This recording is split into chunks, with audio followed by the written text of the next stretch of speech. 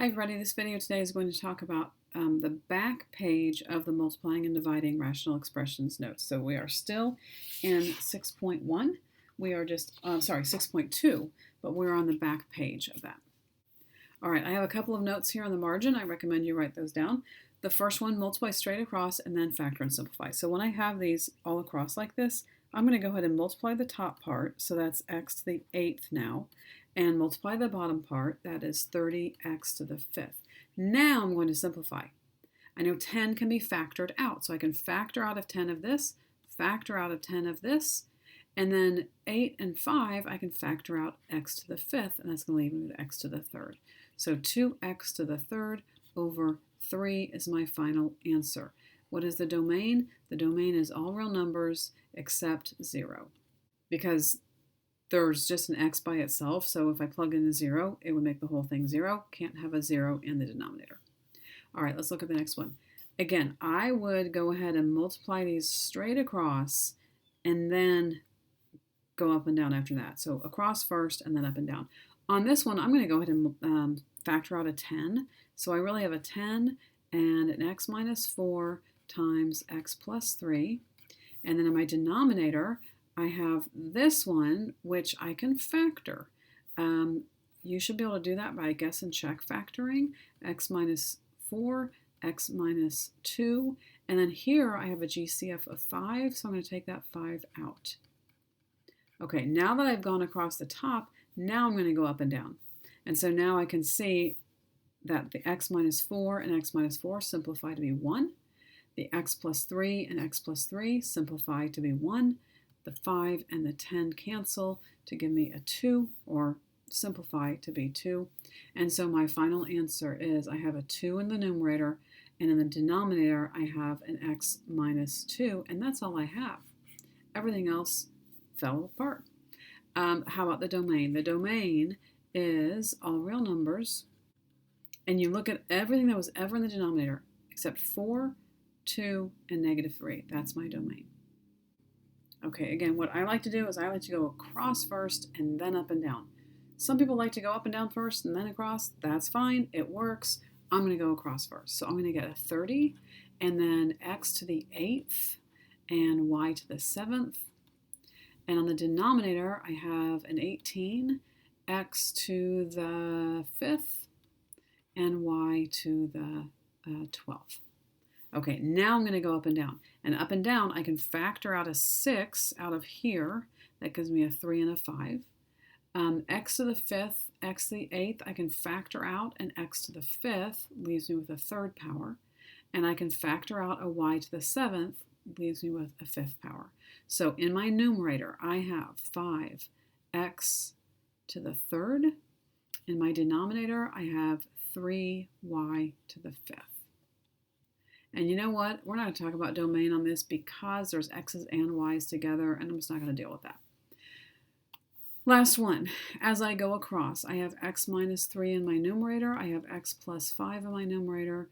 I'm going to factor this bottom part. I have a 4 GCF of x plus 5. And on this one, this is a difference of squares, so it's x plus 3, x minus 3. I look for my factors. So x minus 3 over x minus 3 factors or simplifies to be 1. X plus 5 simplifies to be 1. Okay, in the margin. If everything else cancels, don't forget the 1. So everything did cancel, so I must have a 1 in my numerator. In my denominator, I have a 4 times x plus 3.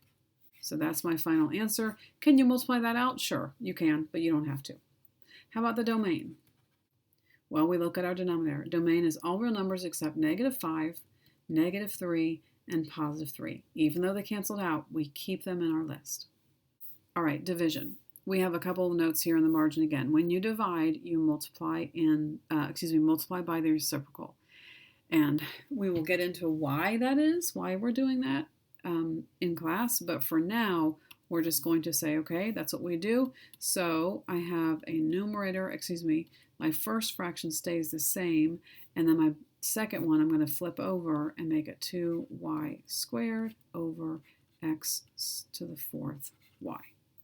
All right, now what? Well, I'm going to go straight across. If I go straight across, I get 12x squared y squared. So I just went straight across the top. If I go on the bottom, I get 4x to the fourth, y to the first. Okay, now I see what I can factor out. Well, I can factor out a 4, gives me 3. I can factor out x squared, gives me x squared. And I can factor out a y, gives me a y to the first. So what am I left with? Well, I'm messing handwriting, but 3y over x squared. And that's my final answer. And again, with the two variables, x's and y's, I'm not going to bother with domain. Okay, this next one though, I probably want to, well, let's rewrite it first of all. Remember, we're going to simplify this, or we'll simplify it by changing it to multiplying by the reciprocal. That's our first rule. Now, I probably need to factor it, right? So let's take just a minute to see what some of these factors are. I'm going to do guess and check on my numerator. This is the 2x squared minus 7x minus 4. If I do guess and check, I know that I have to have a 2x here. I have to have an x here. My 4, well, I need a 7, so 2 times 4 is 8. This might work. This is going to give you a negative 8 and a positive 1, and that one works. So that's the factored version of that first numerator. Factor out the denominator, x plus 3, x minus 3. Multiply it. Now this is in the denominator now. This is a perfect square minus a perfect square. That's 2x plus 1 and 2x minus 1. Remember, I did flip it. And then this other fraction, the last one, the denominator, what was in the denominator became the numerator. I'm going to factor out GCF of 4. Okay, so I need to factor this again. All right, I said a second ago, I like to go all the way across and then up and down, but I have to say I'm running out of space, right? Can you see that? So can I just get rid of a couple things? Because 2x plus 1 over 2x plus 1 equals 1, so we can get rid of that one. That might be the only one we can get rid of right now. All right, I need to factor this. So I have my 4. I'm going to keep that 4 there, but this needs to be factored. 2x, x. I'm going to do a guess and check again. I'm needing to get a negative 7. So what if I do a negative 3 and negative 1? That's going to work, because that's going to give me 2x squared minus 6x minus 7x, or minus 1x, which is 7x. Okay, we're good. I did guess and check. If you can do guess and check, that's going to make things easier. If you can't, then do AC every time. That's okay. Do the box method, whatever you need to. Okay, so that now replaces this. And so again, I'm going to see what can I cancel out. 2x minus 1 and 2x minus 1, factor down or simplify to 1.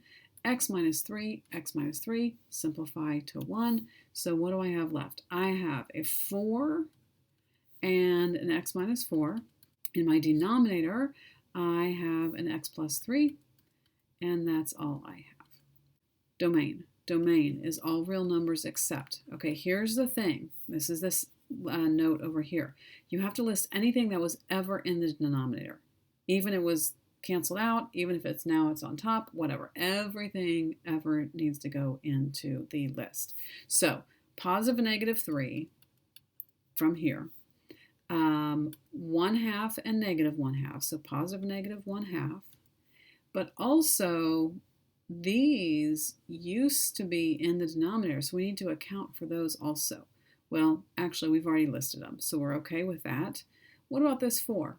No, that's the only thing that doesn't need to go into our list of exceptions because it was never in the denominator. These were at one point. These were, of course, this ones are not. So we're actually done with our list here. Domain is all real numbers except for positive negative 3, positive negative 1/2. Okay, our last section, I actually think this fits better into a later section, but I'll go ahead and cover it now, but it really should go in another section. Just like I was before, I want to simplify my numerator. So how do I do that? Well, I need to factor it. So x plus 4, x minus 3, and x plus 4 and x plus 4 simplify down to be 1. So I'm left with x minus 3 equals negative 7. I add 3 to both sides. X equals negative 4. Okay, here's the tricky part. This is why these are in here. This was a pretty easy equation. You should be able to do that equation. here's the tricky part. What's my domain?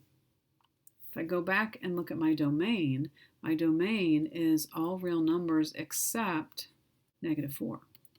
But that's what I have for my answer. Well, then you know what? This is no solution. This is called extraneous. I'm going to write that over here. All right, what are extraneous solutions? Extraneous solutions are numbers that look like solutions, but actually they don't work because they are not in the domain. In other words, if you say x is -4, well, how do you check it? Well, you plug it back in. If you plug it back in, you're going to have a 0 in the denominator, and anything over 0 is undefined. It's not -7, it's undefined, so it actually doesn't work. Let's take a look at one more example. All right, let's look at this one. This is a difference of squares, a perfect square minus a perfect square. That means this is how we factor it, 2x plus 3, 2x minus 3. And 2x plus 3 and 2x plus 3 simplify down to 1. So now what we really have is 2x minus 3 is equal to 5. I need to add that 3 to both sides and divide by 2, and I get x equals 4. I need to check for extraneous. So I plug in my 4. If I plug in a 4, I get 8 plus 3. That's actually okay in my denominator. I want to plug it in here just to make sure. So this is going to be 4 squared is 16. 16 times 4 is 64 minus 9. So what I get is 64 minus 9 is 55. And 8 plus 3 is 11. Does 55 over 11 equal 5? Yes, it does. That one's okay. It's not extraneous. But just keep in mind, the whole reason we're talking about domain is that we want to look for things that don't quite work because that domain sets it off. All right, that is finally the end of 6.2, and we will talk about this in class next time.